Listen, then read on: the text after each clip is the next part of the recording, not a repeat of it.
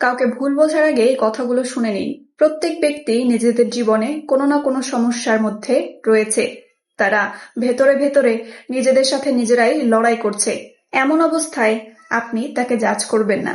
সে কেন এরকম, কেন সে পরিবর্তন হয়ে গেল, আগের মতো সে হাসি খুশি কেন নেই, ইত্যাদি। প্রত্যেক চেহারাই তাদের ভেতরে এক একটা গল্প নিয়ে তাদের জীবন যাপন করছে। কিছু মানুষের কাহিনী তো খুব সুন্দর, তারা তাদের জীবন নিয়ে খুবই সন্তুষ্ট, কিন্তু অন্যদিকে কিছু মানুষের জীবন দুঃখে পরিপূর্ণ। আপনার সামনে থাকা ব্যক্তির চেহারা দেখে আপনি কিন্তু বুঝতে পারবেন না যে তার ভেতরে কি চলছে, সে কতটা টেনশনে, অ্যাংজাইটিতে রয়েছে, তার হাসতে থাকা চেহারার পেছনে কি রয়েছে আপনি, আমরা কেউই জানি না। এই কারণে না কারোর সাথে কোনো খারাপ ব্যবহার করবেন না, তাকে জাজ করবেন। আপনি আপনার জীবন শান্তিতে যাপন করুন এবং তাকেও শান্তিতে থাকতে দিন। যদি আপনি তার সুখের কারণ